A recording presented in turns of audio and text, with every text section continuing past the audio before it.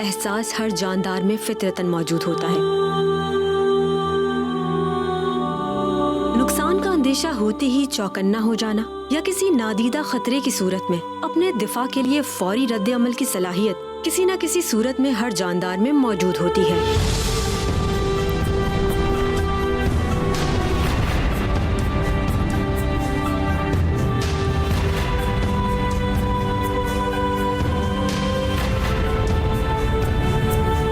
रोजमर्रा जिंदगी में अगर हम खुद अपना मुशाहिदा करें तो हम अपनी और अपने जिस्म की हिफाजत के लिए कुछ ऐसे मराहिल से गुजरते हैं जिनका सोच समझ से कोई ताल्लुक नहीं होता।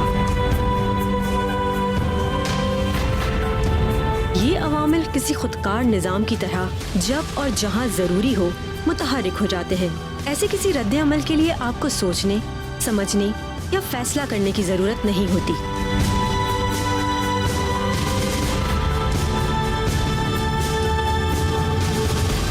दीगर मखलूकात की तरह इंसानों में पाई जाने वाली इस खुदकार रद्द अमल की कैफियत को साइंटिफिक जुबान में इज़्तिरारी अमल या रिफ्लेक्स एक्शन कहा जाता है।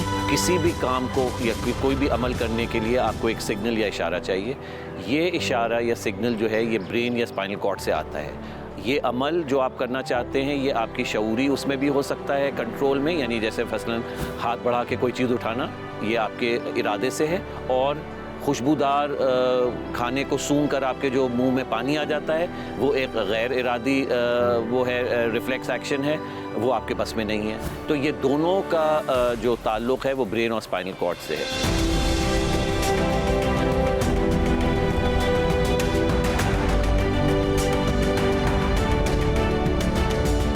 इंसान की इर्तिकाई तरक्की में इंसानी ज़रूरत का किरदार हमेशा अहम रहा है।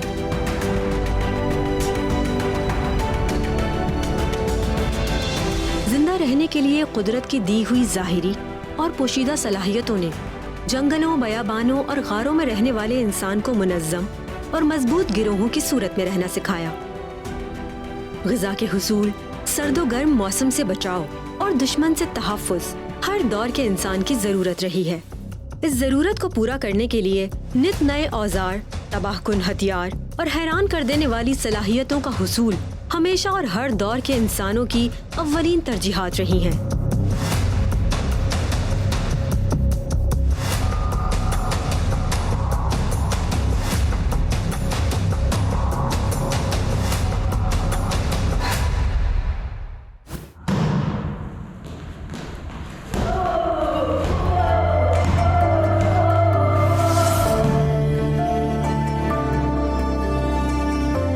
जिस्मानी तौर पर मुखालिफिन को शिकस्त देना और खतरात से अपना दिफा करने के लिए ज़हनी और जिस्मानी तरबियत का ऐसा निज़ाम जिसका एहतमाम मुनज़्ज़म अंदाज में मुकाबले के लिए किया गया हो, मार्शल आर्ट कहलाता है।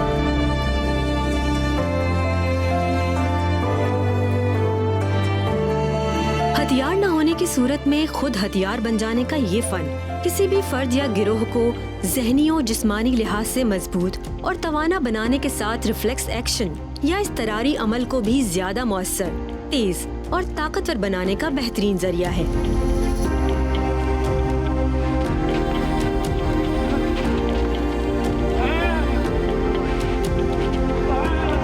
किसी भी काम को अगर आप मुतवातिर बार बार करते रहें, चाहे वो कोई चीज़ याद करना है या कोई गेम खेलना है या कोई मैच खेल रहे हैं आप, तो इसमें अगर आप रिपीटेड एक्शंस करते रहेंगे तो आपके दिमाग और हराम मगज़ के जो सर्किट्स हैं उनको उस सिग्नल्स की आदत हो जाती है और वो इंफॉर्मेशन स्टोर कर लेते हैं। इससे फ़ायदा ये होता है, मसलन मैं आपको एक एग्जांपल दूं कि दो लोग हैं जो एक बॉक्सिंग का मैच खेल रहे हैं, तो अगर वो बार बार ये मैच खेलते रहेंगे तो जो दोनों मुखालफीन हैं उनके ब्रेन और स्पाइनल कॉर्ड के सर्किट्स इस बात के लिए ट्यून हो जाएंगे कि अगला शख्स जो है वो किस तरह से वार करेगा, किस तरफ से करेगा, तो दूसरा शख्स अपनी मुदाफ़ियती क़ुव्वतें बुरुए कार लाने में उसे आसानी रहेगी और वो उस वार से बच सकेगा।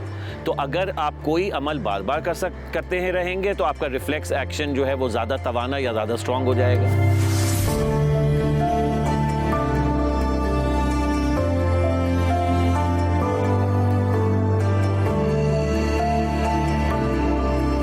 मार्शल आर्ट्स की इब्तिदा के हवाले से तारीख को अफसाने से अलग करना खासा पेचीदा और दुश्वार अमल है।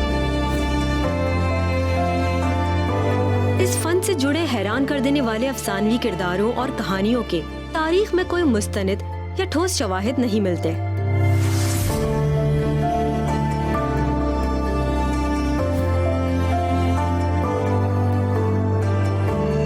कदीम यूनान में 2000 साल क़ब्ल मसीह में लड़ाई के लिए एक ऐसे मुनज़्ज़म निज़ाम के शवाहिद मौजूद हैं जिसे पैंक्रेशन कहा जाता था।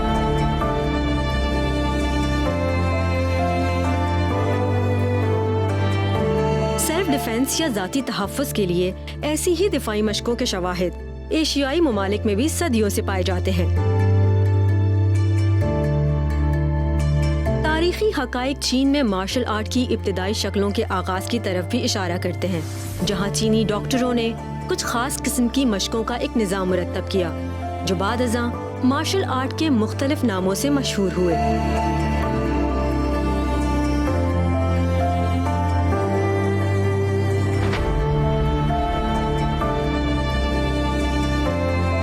शहनशाह हुआंगदी ने, जिसने 4000 साल पहले चाइना पर हुकूमत की थी, कुश्ती और पोल फाइटिंग का माहिर था।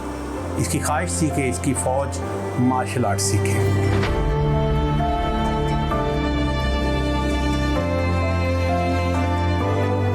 चीनी मार्शल आर्ट्स 500 कबल मसीह में एशिया और यूरोप और हिंदुस्तान में फैल गया। चाइना में मार्शल आर्ट्स की कदीम तारीख के बावजूद जदीद दौर के मार्शल आर्ट्स की इब्तिदा हिंदुस्तान में 527 ईस्वी में हुई और हिंदुस्तानी राहब तामू ने शाओलन टेम्पल के राहबों को 18 बुद्धमतियों की तालीम दी जो शाओलन के 5 जानवरों के अंदाज में बदल गए। तामू की ट्रेनिंग के असर ने चीनी और गैर चीनी फ़नून दोनों को मुतासर किया।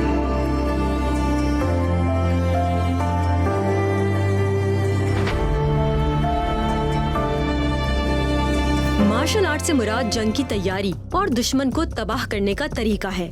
ये फन जाती तहफ़्फ़ुज़ के साथ वर्जिश का बेहतरीन जरिया भी है।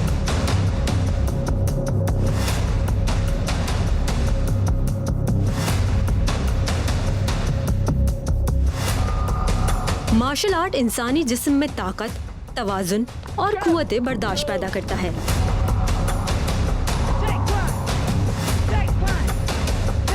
ट्रेनिंग के हवाले से और फिटनेस के लिए मैं मानता हूँ कि इससे बेहतर कोई स्पोर्ट नहीं है, क्योंकि आप अपने आप को आप खुद सेल्फ़ डिफेंस भी सीख रहे हैं और सेल्फ़ डिफेंस के साथ साथ आप एक स्किल सीख रहे हैं और उसके ज़रिए आपकी फ़िटनेस पे भी काम हो रहा है, आप की एंड्योरेंस पे काम हो रहा है, मस्कुलर स्ट्रेंथ पे काम हो रहा है, कार्डियोवास्कुलर सिस्टम्स पे काम हो रहा है और ये एक मेरे माने में एक कंप्लीट फॉर्म ऑफ सिस्टम है।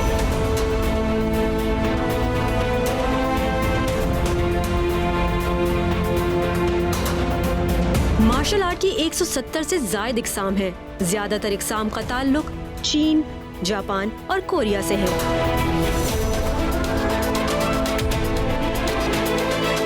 आज के मकबूल मार्शल आर्ट में जूडो, कराटे, कंग फू और ताई क्वांडो शामिल है।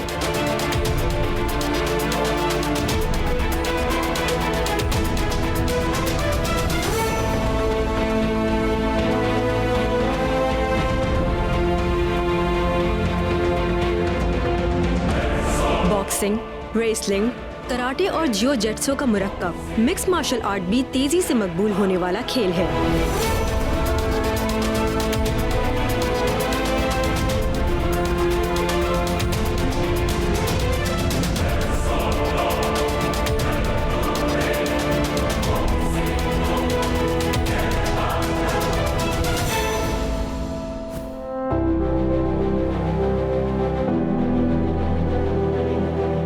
एक लड़की को इतना बोल्ड होना चाहिए कि उस पर कोई अटैक करने से पहले 10 बार सोचे।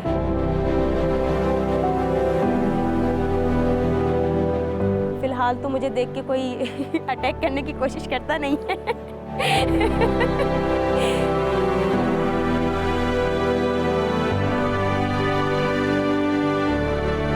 कराची यूनिवर्सिटी में ज़ेरे तालीम आरजू एक पाकिस्तानी एथलीट है जो 2018 तक फुट वॉलीबॉल में पाकिस्तान की नुमाइंदगी करती रही हैं और अब जूडो कराटे के कौमी और बैनुल अक़वामी मुकाबलों में हिस्सा लेती हैं।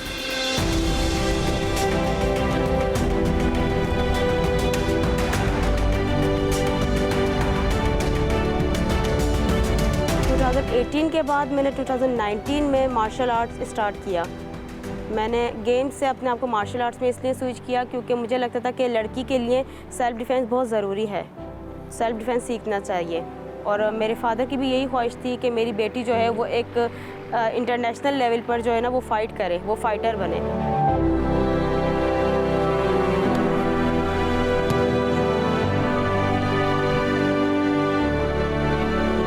मार्शल आर्ट में मैंने टाइकोंडो से स्टार्ट किया था। टाइकोंडो किया, टाइकोंडो में ब्लैक बेल्ट हासिल किया। उसके बाद टाइकोंडो की फ़ाइट थी BHU यूनिवर्सिटी में, बरेट हॉन्सन यूनिवर्सिटी में। वहाँ पर मुझे सर रफ़ीक जो कि जूडो के सेक्रेटरी हैं, मेरे उस्ताद जूडो के, उन्होंने मुझे मेरी फ़ाइट देखी और उन्होंने मुझे सजेस्ट किया कि आप जूडो खेलोगे, अगर आपको मैं मौका दूँ तो आपकी बॉडी जो है वो एक जूडो प्लेयर की है।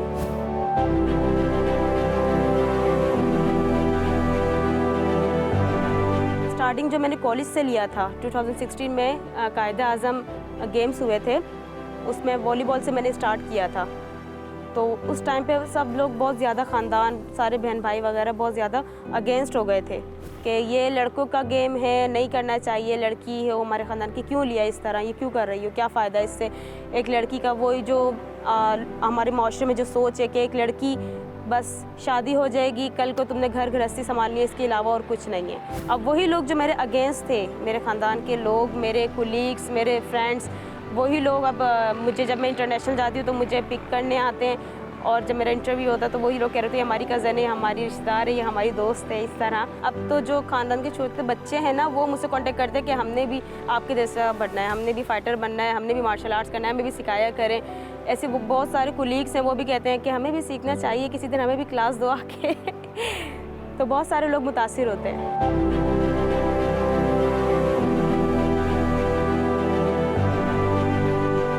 मेरी कोई भी फ़ाइट जो है वो 15 सेकंड से ज़्यादा नहीं चली। लास्ट में जो मेरी फ़र्स्ट फ़ाइट थी वो एक लाहौर की चैम्पियन थी, अपनी वेट कैटेगरी की लड़की, उससे मैंने 15 सेकंड्स के अंदर इप्पॉन लगाया था।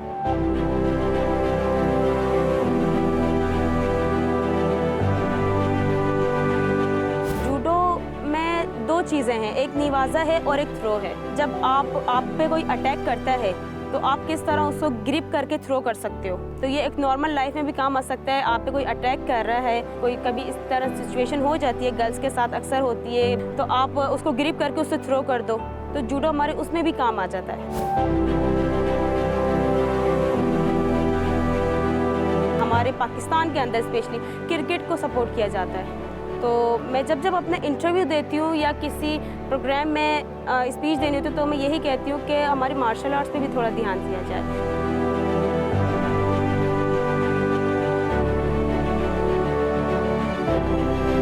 अगर हुकूमत सपोर्ट करेगी हमें, तो लड़कियों में यहाँ पे बहुत टैलेंट है और वो काफ़ी ज़्यादा आगे जा सकती है। लड़कियाँ किसी से कम नहीं है पाकिस्तान की।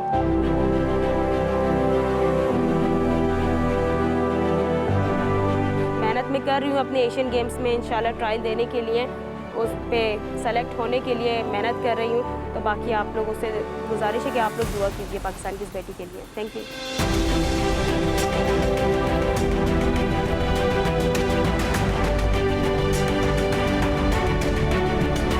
सख्त मेहनत और तमाम तर मुश्किलात के बावजूद अपनी फनी सलाहियतों को मनवाने और मुल्क को कौम का नाम सर बुलंद करने की लगन में सिर्फ आरजू ही मगन नहीं, पाकिस्तान में ऐसे हुनरमंद और बासलाहियत एथलीट्स सैकड़ों नहीं हजारों हैं जो किसी मुआवजे के नहीं, बस थोड़ी तवज्जो के मुंतज़िर हैं।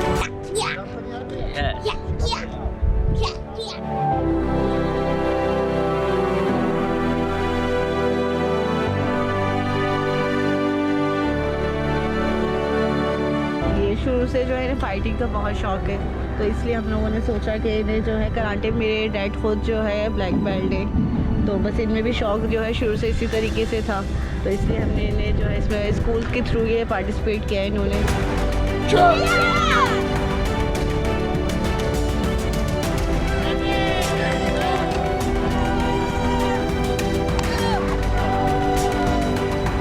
पाकिस्तान का शुमार उन ममालिक में होता है जहां मार्शल आर्ट न सिर्फ खेल बल्कि सेल्फ डिफेंस के लिए भी मुफीद समझा जाता है। मेरी माशाल्लाह 2 बेटी और 1 बेटा आता है, और हम काफ़ी टाइम से यहाँ पे आ रहे हैं। बच्चों में कॉन्फिडेंस बिल्टअप होता है और उनके अंदर जो है वो एक हेल्दी एक्टिविटी डेवलप हुई है।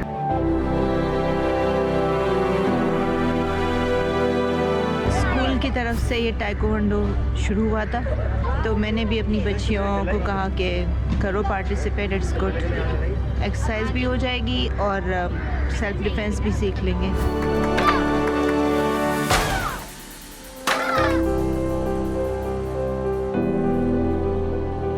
जाफर हुसैन जियो न्यूज से स्पोर्ट्स जर्नलिस्ट की हैसियत से मुंसलिक हैं और खेलों की सरगर्मियों पर गहरी नजर रखते हैं।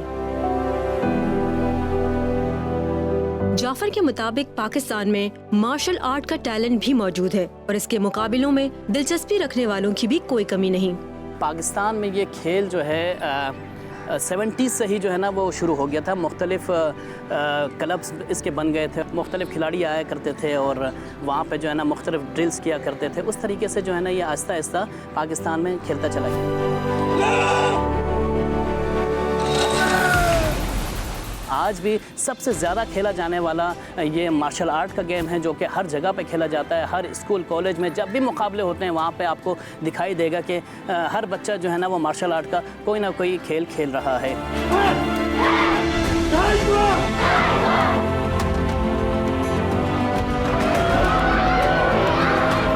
सबसे ज़्यादा खेला जाने वाला ताइक्वांडो, कराटे, जो मुख्तलिफ स्कूलों में नर्सरी लेवल पे खेला जाता है। वहाँ पे मुख्तलिफ ट्रेनिंग दी जाती है बच्चों को, ताकि ताइक्वांडो से आपकी फ़िटनेस बेहतर होती है, आपका जो आई कांटेक्ट होता है वो ज़्यादा बेहतर होता है, मेंटली जहनी दबाव दूर होता है इससे।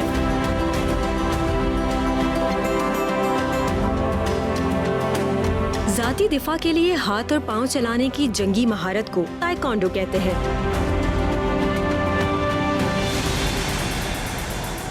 कमोबेश 20,000 साल पुराना ये खेल कोरिया में इजाद हुआ और आज इस स्पोर्ट्स की मकबूलियत का आलम ये है कि दुनिया के 120 ममालिक वर्ल्ड ताइक्वांडो फेडरेशन के रुकन हैं।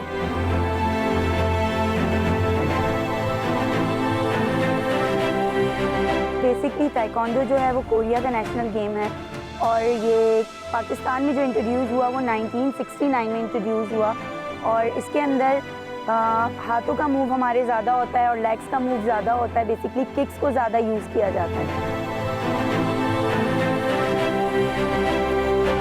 ताइक्वांडो में सिर्फ पंच बॉडी पे होते हैं और किक्स फेस पे, और अभी तो एक दिन नॉकआउट मारते हैं, एक सेकंड में नॉकआउट। तो आया रिंग में, उसने देखा खिलाड़ी ने, टक बाहर चलो, माशाल्लाह बहुत पास हो गया।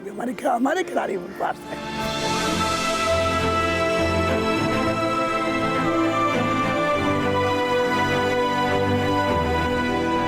ताइक्वांडो का मकसद यही होता है कि हम अपनी फिजिकल परफॉर्मेंस को ज़्यादा से ज़्यादा बेहतर करें, हम ज़्यादा से ज़्यादा, हमें प्रेशर ना है, हम ज़्यादा से ज़्यादा सब्र करें। हमें आप देखें फाइट में हमारे मुंह पे किक लग जाती है, मुस्कुराते। गुस्से को भी कंट्रोल करता है। आप रिंग के अंदर अपना सारा गुस्सा निकाल दें, लेकिन आप बाहर नहीं निकाल सकते।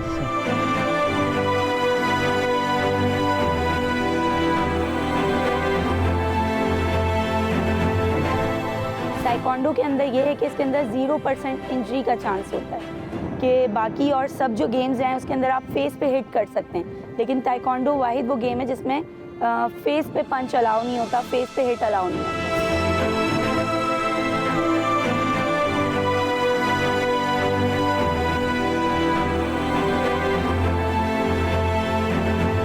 फेस पे पंच करने से माइनस पॉइंट्स हो सकते हैं और प्लेयर डिस्क्वालीफाई हो सकता है। देखिए वर्ल्ड कंपटीशन और इंटरनेशनल ताइक्वांडो के थोड़े से रूल्स थोड़े से डिफरेंट है। इंटरनेशनल ताइक्वांडो चैंपियनशिप में और बास जगह चैंपियनशिप में अगर हम फेस पे मारते हैं 3 पॉइंट, किक बॉडी पे मारते हैं बेल्ट से लेके चेस्ट तक 2 पॉइंट, पंच मारना है बॉडी पे 1 पॉइंट, पंच फेस पे मारने दे तो फॉल। तो ये डिपेंड है आपकी हमारी स्किल्स कितनी है। अगर आप ब्लो द बेल्ट आप किक्स करेंगे तो आपके ब्लो द बेल्ट जब करेंगे किक्स तो वो आपको टिंगो दिया जाएगा, आपको माइनस पॉइंट दिए जाएंगे, और अबव द बेल्ट करेंगे तो आपके प्लस पॉइंट्स आएंगे।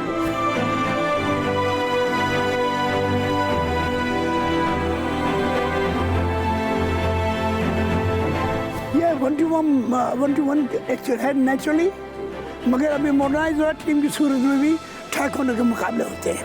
अच्छा, ये डिपेंड होता है चैंपियनशिप्स पे। जब ज़्यादा ओपोनेंट होते हैं ना तो ज़्यादातर फिर 3 राउंड ही होते हैं। अच्छा, ओपोनेंट हो इससे भी ज़्यादा हो गए तो 2 राउंड पे भी होता है, 4 राउंड पे भी मैच से होता है। ये डिपेंड होता है कि चैंपियनशिप में कंपटीशन जो हिस्सा लेने वाले हैं वो कितने लोग हैं, ये इस पर भी डिपेंड करता है। वैसे नॉर्मली 3 राउंड से ज़्यादा होते हैं।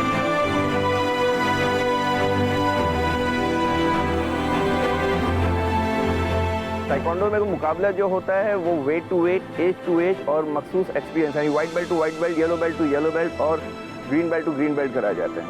मगर मेरे जैसे के सीनियर बंदे मास्टर की कैटेगरी चैम्पियनशिप अलग होती है, जिनके पूम चैम्पियनशिप भी होती है, खरोजी चैम्पियनशिप भी होती है, कुप्पा भी होता है।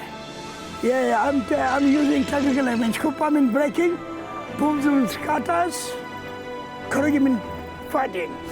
और इसका जो फैसला होता है ना वो ज़्यादातर होता है स्किल्स पे, किसी ने अच्छी फाइट की है और पॉइंट किसी ने क्लियर लिए हैं। ये नहीं कि बहुत ज़ोर से मारा मुंह पे लेकिन वो पॉइंट नहीं है, बहुत ज़ोर से मारने क्लियर कौन मार रहे हो, गेम कौन अच्छा कर रहा है।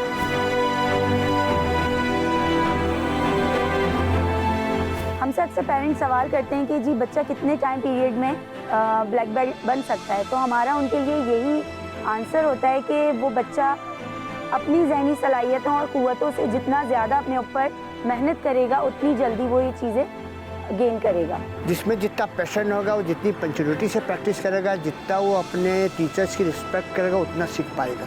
ताइक्वांडो प्लेयर कभी भी मुकम्मल महारत हासिल नहीं कर सकता। मेरे ग्रैंड मास्टर भी हमेशा यही कहते हैं, आप कभी इस गेम को एंड नहीं कर सकते। जितना सीखेंगे, जितना सीखना है उतना सीख सकते हैं। इसको ज़्यादा लड़कियां और बच्चे खेल लें और उसके बाद जवान खेलें डिपार्टमेंट में, और मुझे फ़ख्र है कि इसको माजूर बच्चे भी खेलें सर।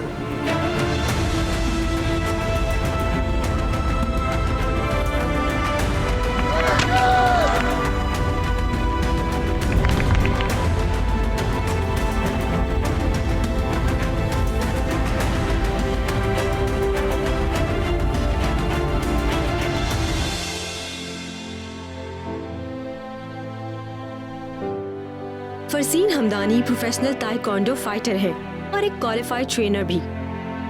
फरसीन कई कौमी और बैनुल-अक़वामी एजाज़ात अपने नाम कर चुकी हैं और अब ओलंपिक गेम्स में पाकिस्तान की नुमाइंदगी करने के लिए सख्त मेहनत कर रही हैं। अभी मैं फ्रॉम लास्ट 11 ईयर ताइक्वांडो को रिप्रेजेंट कर रही हूँ नेशनली और इंटरनेशनली।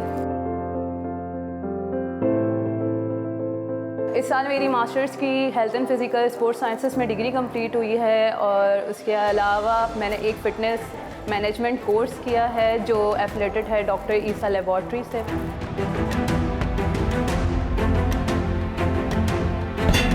अभी मैं अपना जो करियर है एज अ प्रोफेशनल एथलीट और as a fitness trainer pursue कर रही हूँ।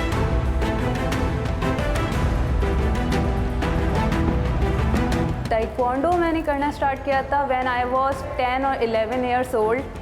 छोटी सी थी बहुत, तो एक पहले बचपन से जो थी बहुत एथलेटिक बॉडी थी, बहुत सारे गेम्स में पार्टिसिपेट करती थी, अचीव करती थी, गोल्ड लेती थी।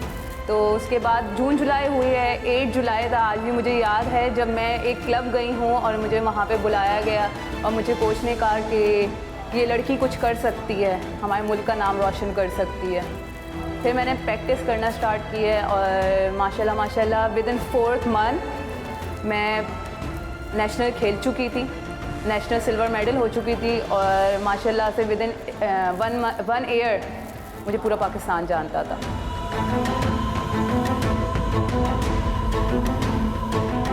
एक लड़की आगे बढ़ रही होती है तो बहुत सारे लोग होते हैं जो उसको रोक रहे होते हैं, तो बहुत ज़्यादा रुकावटें आई, मगर माशाल्लाह मेरे father was the only support जिनकी वजह से आज मैं नेशनल कलर हूँ, पाकिस्तान कलर हूँ, जो भी हूँ मेरे फादर की वजह से है, क्योंकि उन्होंने मेरा सपोर्ट नहीं छोड़ा।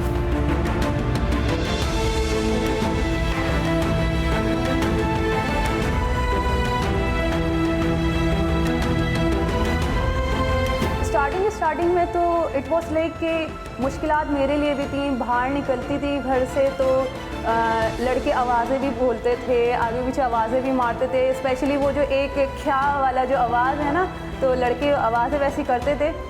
ख़ानदान वाले भी ये कहते थे कि क्या करेंगी लड़कियां, हाथ पैर टूट जाएंगी, शादियां नहीं करानी है। मगर माशाल्लाह से अब इस लेवल पे आ गए हैं कि ख़ानदान वाले बुलाते हैं, अच्छा फ़रसीन हमदानी क्यों नहीं आई आज, अच्छा ऐसे। तो अभी बिल्कुल ठीक है, मगर स्टार्टिंग में बहुत ज़्यादा मुश्किलें हुई थी।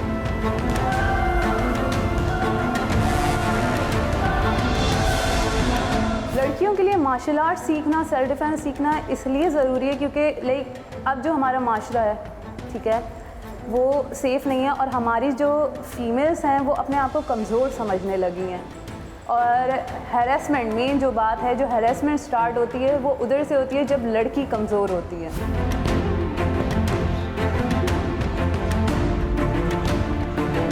50-50 सपोर्ट होता है, 50-50 सपोर्ट नहीं होता। सिर्फ अभी पाकिस्तान में क्रिकेट को सपोर्ट किया जा रहा है और गेम्स को सपोर्ट नहीं किया जा रहा है जिस तरीके से करना चाहिए। बहुत सारे ऐसे स्पोर्ट्स भी हैं जो हमारे मुल्क का नाम रोशन कर सकते हैं अगर उसको सपोर्ट किया जाए तो उसमें से एक ताइक्वांडो भी है जिसको अभी प्रॉपरली मार्शल आर्ट सपोर्ट नहीं किया जा रहा जिस तरह से और दीगर गेम्स को किया जाता है।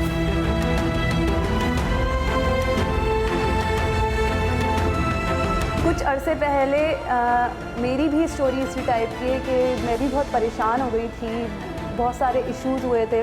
मेन इशू जो था वो फाइनेंशियल था।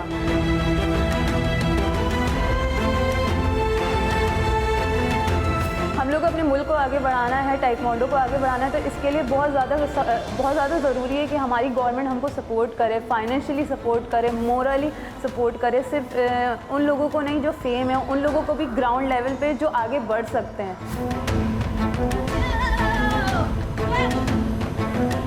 सबसे ज़्यादा जो मेरी चाहत है कि मैं अपने मुल्क को रिप्रेजेंट करूं ओलंपिक्स में, उसके लिए मैं मेहनत भी बहुत कर रही हूँ और इंशाल्लाह मैं अपने मुल्क का नाम रोशन करूँगी।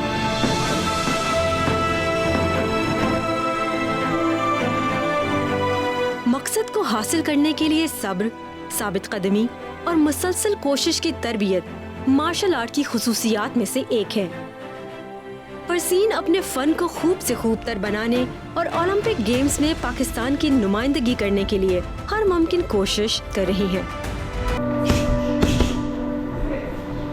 तनवीर खान एक प्रोफेशनल मार्शल आर्ट एथलीट हैं और किमाड़ी में वाक़े केपीटी स्पोर्ट्स क्लब में ट्रेनर की हैसियत से नए और प्रोफेशनल खिलाड़ियों को बॉक्सिंग, किक बॉक्सिंग और कंग फू की ट्रेनिंग देते हैं।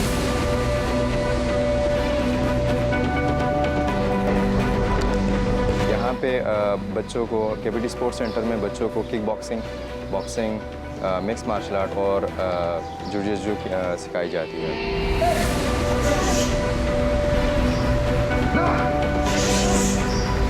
यहाँ से अल्हम्दुलिल्लाह 3 सीनियर क्लास के नेशनल बॉक्सिंग प्लेयर बने हैं और 5 यूथ नेशनल के प्लेयर बने जिसमें से 4 गोल्ड मेडलिस्ट हैं।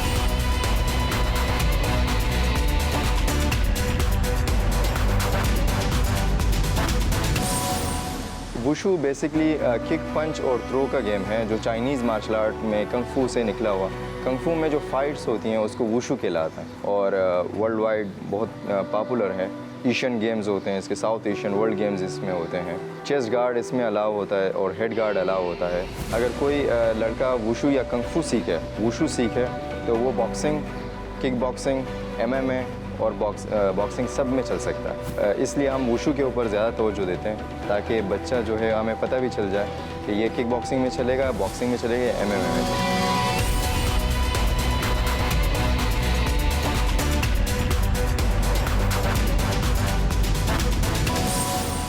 फर्स्ट हम बच्चों को फ़ाइट की तरफ नहीं ले जाते हैं, हम फिटनेस के ऊपर ले जाते हैं, उसको जो फिज़िकल ट्रेनिंग है उसके ऊपर ले जाते हैं। फिर वो बच्चों के अंदर हम वो देखते हैं कि हाँ ये इसके अंदर इवेंट में जाने का वो है या नहीं है, क्वालिटी मौजूद है, क्या ये इस मायार पे हैं, तो फिर हम उनको फ़ाइट की तरफ ले जाते हैं।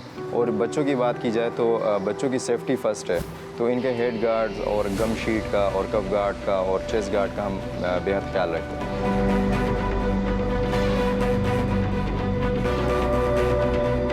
जब इंटरनेशनल टूर होता है उससे पहले कैंप लगता है हर मुल्क का, तो कैंप नहीं लग रहे हैं यहाँ पे, ख़ास तौर पर किक बॉक्सिंग और बॉक्सिंग की अगर हम बात की जाए तो। दूसरा ये कि हमें प्लेटफॉर्म फराहम नहीं किया जाता। इंटरनेशनल इवेंट आते हैं लेकिन फ़ंड ना होने की वजह से बच्चे रह जाते हैं, तो ये बहुत बड़ा नुकसान है। इंटरनेशनल इवेंट्स हर महीने कम से कम हर महीने या दूसरे महीने लाजमी इंटरनेशनल इवेंट होते हैं। हमारे करीबी ममालिक में ईरान में होते हैं, इंडिया में होते हैं। इंडिया बहुत आगे इस चीज़ में है कि उनका इंटरनेशनल इवेंट वो कराते हैं। ईरान में होते हैं, दुबई में हो रहे हैं आजकल, और चाइना में हो रहे हैं, रशिया में हो रहे हैं। बट हम फ़ंड ना होने की वजह से हम उसमें पार्टिसिपेट नहीं कर पाते।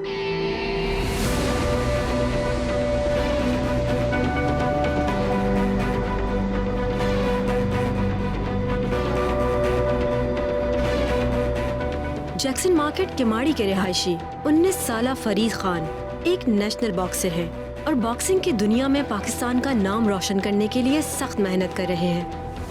मैं अपने वेट में चैम्पियन हूँ ऑल सिंध में 57 kg में। अभी नेशनल खेल के आया और अभी एक हफ्ते पहले 1 वीक पहले मैं डीजी रेंजर्स में गोल्ड हुआ। शौक तो बचपन से ही है क्योंकि हम लोग पठान हैं, मारदार वाली गेम हम लोग पसंद है। बाहर घूम रहे थे, ऐसे ही क्रिकेट वगैरह खेल रहे थे, जब देखा बॉक्सिंग क्लब ओपन है तो अंदर देखा फाइट हो रही है, एक दूसरे को खेल रहे, स्पोर्ट्स गेम है, तो मेरा शौक चढ़ गया। सुबह 10 बजे उठता हूँ और फिर दुकान जाता हूँ, दुकान के बाद 3 बजे इधर आता हूँ, फिर रात को 11 बजे तक ट्रेनिंग होती है। 3 बजे से लेकर 11 बजे 2 शिफ्ट में मैं ट्रेनिंग करता हूँ।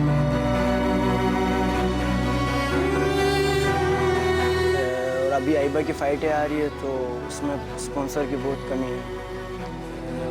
मैं चाहता हूँ कि मैं पाकिस्तान का नाम रोशन करूँ, मेहनत हमारी जाएगी। स्पॉन्सर क्यों नहीं मिल रहा? क्यों? ये क्या कह सकते हैं इसके अभी। फरीद खान और इस जैसे कई बॉक्सर, किक बॉक्सर या कंगफू खेलने वाले खिलाड़ी सख्त मेहनत करके अपने खेल को बेहतर से बेहतर बनाने का तो शायद कुछ इख्तियार रखते हैं, लेकिन ऐसा कोई मुनासिब प्लेटफॉर्म उनको मालूम नहीं जहां ये स्पॉन्सर्स की नजरों में आकर बैनुल-अक़वामी मुकाबलों का हिस्सा बन सकें। और अगर ऐसा कोई इदारा या फेडरेशन मौजूद है तो फरीद खान और उस जैसे हजारों बासलाहियत खिलाड़ियों को इस बारे में कुछ पता ही नहीं।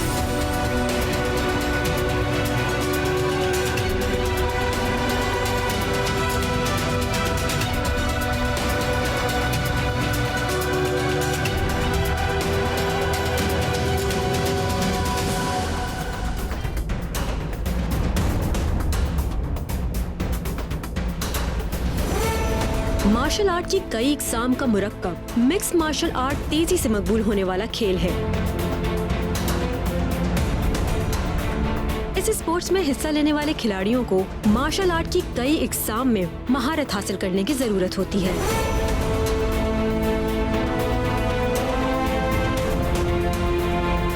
एक्चुअली मिक्स मार्शल आर्ट का मकसद ये है कि ऑलमोस्ट जितनी गेमें हैं उसको मिक्स करके मिक्स मार्शल आर्ट का नाम दिया गया। जैसे कि ताइक्वांडो है, जुडो है, बॉक्सिंग है, अपने रेसलिंग है, इन सबको मिला के ये मिक्स मार्शल आर्ट है। आमतौर पर हम इसको कहते हैं फ्री फॉर ऑल, जिसमें आप कोई भी मार्शल आर्ट्स कोई भी बैकग्राउंड के साथ आके लड़ सकते हैं। इसमें एक स्टैंड अप एक्सचेंज होता है जिसमें आपकी बॉक्सिंग है, किक बॉक्सिंग है, और ग्रैपलिंग होता है जिसमें आपके पास रेसलिंग है और ब्राज़ीलियन जिu-जित्सु, अलग अलग मार्शल आर्ट्स हैं।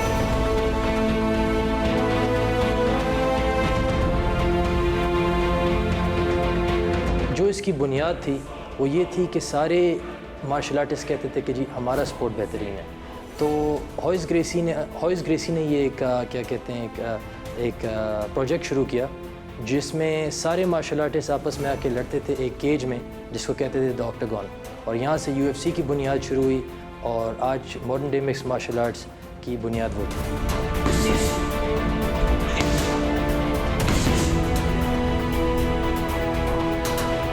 देखें, अगर तारीख़ में देखा जाए ना तो सबसे जो कामयाब रहा है इस जो मार्शल आर्ट्स इस स्पोर्ट में कामयाब रहा है वो है रेसलिंग, क्योंकि रेसलिंग एक इंतहाई दुश्वार स्पोर्ट है जिसके ज़रिए मतलब जिसमें एक इंसान की जो ज़हनी जो फ़िक्र होती है वो एक प्रेडेटर जैसी होती है और आप लड़ के बंदे को गिराने की कोशिश करते हैं, टेक डाउन और पिन कंट्रोल पोजीशंस करने की कोशिश करते हैं। और जो लोग आते हैं स्पोर्ट में दूसरे बेसिस से जैसे कि बॉक्सिंग, किक बॉक्सिंग, तो वो अक्सर रेसलर के सामने नाकाम रहते हैं क्योंकि इस पे ना सिर्फ स्टैंड अप फाइट है लेकिन ग्राउंड की फ़ाइट भी है और वो भी इसका बहुत बड़ा हिस्सा बन रहा है।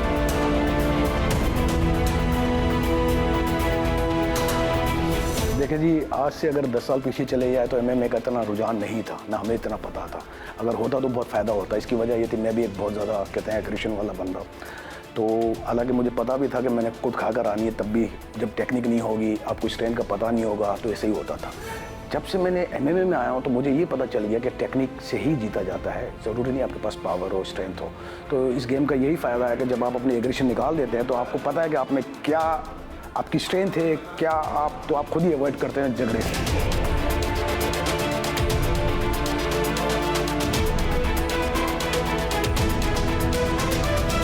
यूरोप में और अमेरिका में तो इसको क्लेम कर दिया गया है कि ये फ्यूचर एंटरटेनमेंट है। जैसे कि आप देखा WWE था, WWW था, WWE हो गया, तो इसको भी फ्यूचर एंटरटेनमेंट ही कहते हैं। पाकिस्तान में इस स्पोर्ट की नॉलेज बढ़ रही है, लोग इस तरफ आ रहे हैं, और with the passage of time and the growth of the UFC ये स्पोर्ट क्या कहते हैं ज़्यादा प्रोमिनेंट होता जा रहा है, और इट इज़ आज ये दुनिया का फास्टेस्ट ग्रोइंग स्पोर्ट।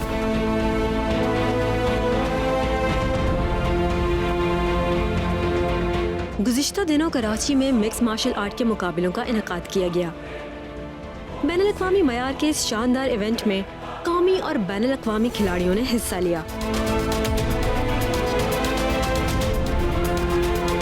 इवेंट के तमाम मुकाबले पाकिस्तान के पहले स्पोर्ट्स चैनल जियो सुपर पर दिखाए गए और लोगों की बड़ी तादाद ने इन मुकाबलों को दिलचस्पी और शौक से देखा।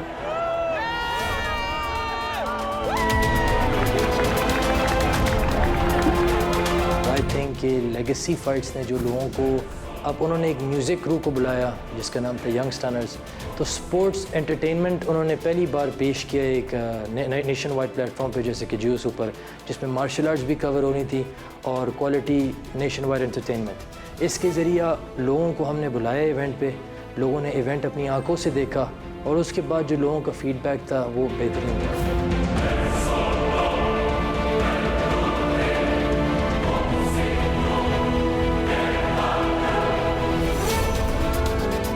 मार्शल आर्ट सिर्फ एक खेल नहीं, ये एक ऐसा फनी महारत का निज़ाम है जो इंसान को जिस्मानी तंदुरुस्ती के साथ ज़हनी और अखलाकी तौर पर मजबूत बनाता है।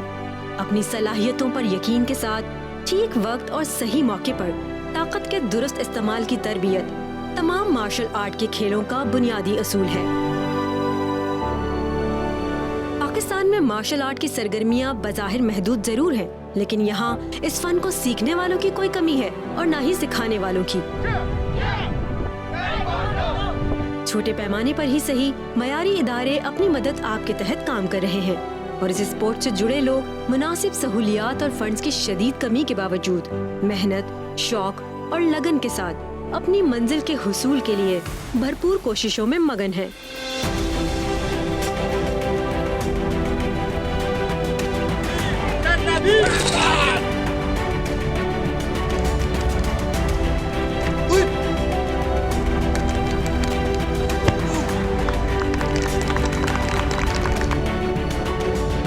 पाकिस्तान का फर्स्ट वर्ल्ड चैंपियन बनना चाहता हूँ। आज तक कोई भी पाकिस्तान में वर्ल्ड चैंपियन नहीं बना है। जो मेरी चाहत है कि मैं अपने मुल्क को रिप्रेजेंट करूँ ओलंपिक्स में। मेरी ख्वाहिश है मैं मेहनत कर रहा हूँ, इंशाल्लाह पाकिस्तान का नाम रोशन करूँगा। मेरी आरज़ू है कि मैं इंशाल्लाह इंटरनेशनल लेवल पर मेडल लूँ।